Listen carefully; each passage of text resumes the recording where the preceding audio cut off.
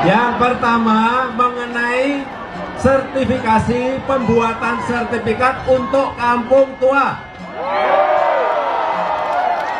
Siapa yang setuju kampung tua disertifikatkan? Hak milik? Setuju? Akan kita lakukan segera, maksimal 3 bulan akan kita selesaikan. Siapa setuju?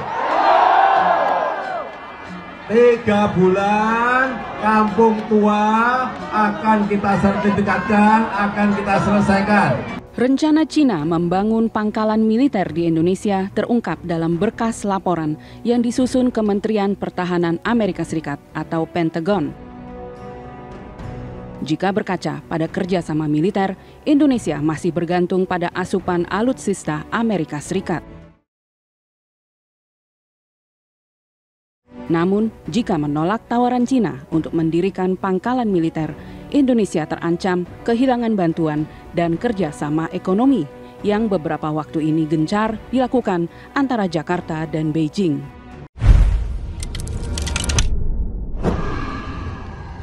Assalamualaikum warahmatullahi wabarakatuh. Waalaikumsalam warahmatullahi wabarakatuh. Pemirsa, kita sampai di sebuah rangkaian pembacaan berita dengan beragam situasi yang harus diberitakan. Bung kameramen, dipersilahkan, please. Alhamdulillah Bung Alfian. Nah Bung Alfian, langsung saja karena ini masih terkait saudara kita di Rempang, Batam, Bung Alfian.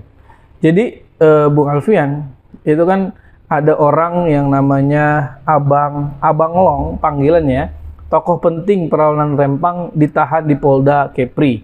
Nah, saya teringat Bung Alfian dulu beberapa tahun yang lalu itu pernah dipenjarakan, dikriminalisasi karena membahas bahaya Cina di Indonesia.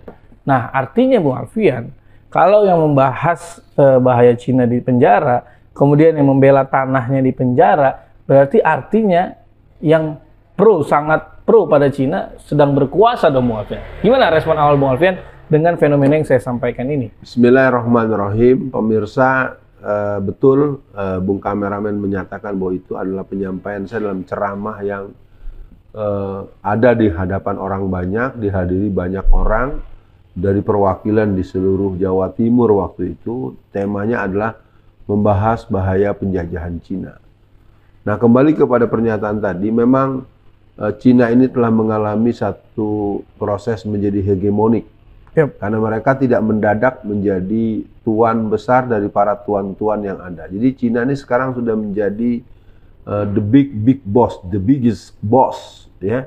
Jadi benar-benar big bossnya untuk negeri yang bernama Indonesia, yang terus terang saya melihat kondisinya sudah sangat nyata dengan kasat mata, sangat terang-terangan, dan kelihatan sekali bahwa orang-orang yang menjadi pengelola negara di negeri ini, para aparatur negara kita berada dalam request, perintah atau komitmen MOU dengan Cina, begitu Bung? Ya Bung Alfian, memang ini adalah fenomena yang menurut saya akan berulang Bung Alfian kalau di Rempang ini, Rempang Galang ini berjalan. Apa pesan Bung Alfian untuk daerah lain nih? Karena kan kita sempat dapat kabar juga dari Bung Alfian bahwa ada di Sumatera Barat, dan bisa jadi orang lokal tidak tahu menahu Bung Alfian soal ada investasi apa, daerah mana yang akan digusur. Jadi apa pesan Bung Alfian biar warga seluruh Indonesia Bung Alfian mulai mencari tahu di daerahnya Bung Alfian. Jangan sampai mereka bereaksi karena ketidaktahuan mereka ternyata daerahnya pengen dihabisin. Ini gimana Bung Alfian? Iya. Pertama saya merespon untuk seluruh masyarakat. Di samping ada ikhtiar dari para ahli, para pakar, para aktivis, para ulama, para tokoh-tokoh agama yang peduli dengan nasib Indonesia ini, maka yang pertama, luaskan, tuntaskan, dan dalamkan pemahaman apa yang sedang terjadi. Jangan mempertuhankan media mainstream. Jangan juga merujuk hanya di medsos, karena di medsos juga terjadi tiga arus utama. Yang pertama, arus yang dibuat oleh orang yang punya uang banyak.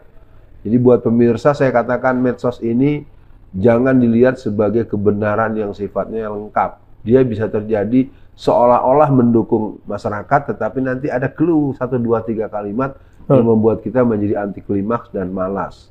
Yang ketiga tentu kita punya yang ahli betul. Ya kita punya Muslim Cyber Army, kita punya media-media medsos jihadis ya, yang saya pikir termasuk media medsos mujahid yang berdimensi Indonesia Raya. Yang kedua, bahwa tanah-tanah di negeri ini bukan milik pemerintah pusat, bukan milik anggota DPR, bukan milik wali kota, bupati, dan gubernur. Iya. Ini harus dicatat, negeri ini bukan kerajaan. Kalau raja bisa bilang ini daerah kekuasaan saya, apa kata saya, ini negara yang dilahirkan secara bermusyawaratan. Sesungguhnya Bung Kameramen dan para pemirsa, bahwa sesungguhnya kasus-kasus ini terjadi sejak lama. Kalau boleh kita ikuti berbagai kasus-kasus yang paling mencolok adalah di Jakarta. Ya, kalau kita ingat Kampung Pulo, terus Kalijodo, terus Kampung Akuarium, itu yang di Jakarta itu ada 133 titik yang akan dijadikan Chinatown. Ini mungkin perlu diketahui dan ini dibahas dengan terang benderang di sebuah kampus yang punya nama yang representatif di Jakarta Timur. Dan kampus itu cukup terkenal. Nah, yang kedua adalah Kampung Wadas. Kampung Wadas itu kalau mau ditelusuri, dia merupakan sebuah kejadian yang sangat mengerikan. Berapa ratus, berapa puluh orang yang ditangkap dan disiksa, dan pengepungannya seperti mencari tikus dengan pasukan tempur. Sama dengan peristiwa ada Jenderal Baliho ya, sampai mengepung Petamburan dengan kendaraan perang seperti begitu. Jadi kelihatannya tindakan-tindakan overdosis ini mempertontonkan bahwa sesungguhnya ada kekuasaan yang sebenarnya tidak mampu mengurus negaranya sendiri. Dan pesan saya kepada aparatur kepolisian dan aparatur TNI, Anda ini bukan alat kekuasaan, Anda bukan alatnya Jokowi. Anda adalah alat negara dan alat dari amanat penderitaan rakyat. Ya, saya ingatkan statement memiting 1 orang 1000 orang dengan 1000 orang itu merupakan ekspresi ancaman. Sangat tidak layak seorang yang punya posisi orang nomor 1 di sebuah institusi menebarkan ancaman. Itu harus dilihat sebagai sebuah ujung daripada sebuah tindakan-tindakan yang akan lebih mengerikan. Kalau udah suruh meeting, ya habis meeting banting, habis banting bunuh. Nah, itu sangat mengerikan. Saya pikir saya yang lahir di tanah Betawi sangat paham itu. Kalau dipiting itu berarti dicengkang. Kalau dicengkang itu kalau dalam dunia silat, Bung Kameramen, itu orang bisa bikin patah leher orang. Dan betul. Saya tahu betul kok yang namanya tentara itu dilatih dengan ragam kemampuan bela diri. Ingat teman-teman para prajurit, perintah komandan Anda, panglima Anda yang ingin menghabisi rakyat sendiri, saya minta agar direnungkan ulang dalam setiap sholat Anda. Saya yakin Anda masih 90% Muslim. Coba setelah sholat Anda berpikir, berzikir, bertanya, betulkah aku bersikap seperti yang diperintahkan oleh Panglima TNI? Betul Bung Alfian. Jadi janganlah omongan pimpinan seperti firman ya Bung Alfian. Bung Alfian, untuk akhir sesi kali ini, kok banyak Bung Alfian yang terkaget-kaget karena ternyata di Pulau Rempang itu mereka bisa dibilang saat 2019 itu adalah basis pendukung Jokowi. Karena Bung Alfian pernah dengar juga atau baru dengar atau sempat dengar lah ya, ternyata Jokowi itu pernah janji manis Bung Alfian akan memberikan sertifikat dalam tenggat waktu beberapa bulan gitu Bung Alfian. Nah jadi Bung Alfian, kenapa saya melihat menjelang Jokowi mau lengser, ini seolah dibuat kejar setoran Bung Alfian. Kalau menurut saya Bung Alfian ya, ini akan menjadi bahaya atau PR besar bagi presiden selanjutnya Bung Alfian. Misalnya nih Bung Alfian, oke nih era Jokowi sampai dia habis Oktober 2024, dia kejar jadiin semua Bung Alfian. Nah artinya ketika misalkan Anies menang mudah-mudahan, itu kan bisa jadi Anies bilang, oh ini harus dibatalin atau gimana. Itu kan jadi, maaf ya Bung Alfian, mubazir istilahnya gitu kan Bung Alfian. Nah tapi apa yang Bung Alfian tangkap, kenapa seolah-olah Jokowi ini di akhir periodenya kejar setoran dan terlihat aslinya Jokowi Bung Alfian. Dan mungkin yang kedua, pesan Bung Alfian setiap video Rempang, semangat Bung Alfian untuk warga Rempang dan daerah lain Bung Alfian agar tidak tanahnya dicaplok Cina. Silakan Bung Alfian.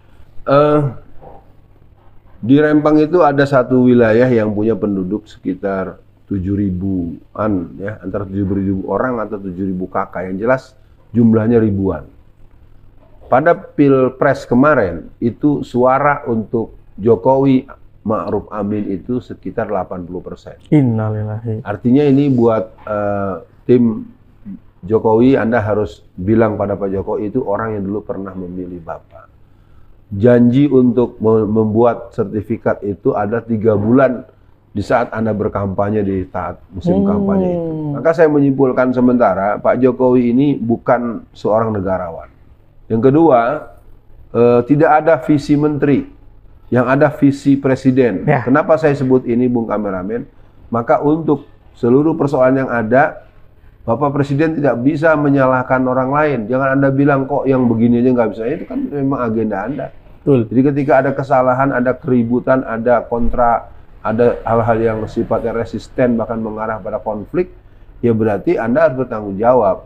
Dan saya nyatakan kepada seluruh masyarakat Indonesia, mari terus konsolidasikan potensi perlawanan kita, dan kelihatannya pidato Soekarno semakin mewujud. Soekarno pernah berkata dalam sebuah kesempatan, satu waktu kalian akan berhadapan dengan pemerintah kalian yang kejamnya melebihi kejam para penjajah. Nah, untuk itu maka saya menghimbau kepada masyarakat Rempang. Rempang saya buat satu kalimat, Rempang galang perang. Rempang galang perang. Rempang galang perang. Dan itu harus jadi perhatian untuk saudara di Sumatera Barat dan di pulau lain seperti di Sulawesi Tenggara dan lain-lain. Sekian, kita berjumpa dengan pemberitaan untuk kita menghadapi kemungkinan di tanggal 28 September 2023. Kita mohon pertolongan kepada Allah dan kita tegaskan tidak ada pemindahan warga 16 kampung tua. Betul. Insya Allah. Amin, amin. Allahu Akbar. Allahu Akbar. Assalamualaikum warahmatullahi wabarakatuh.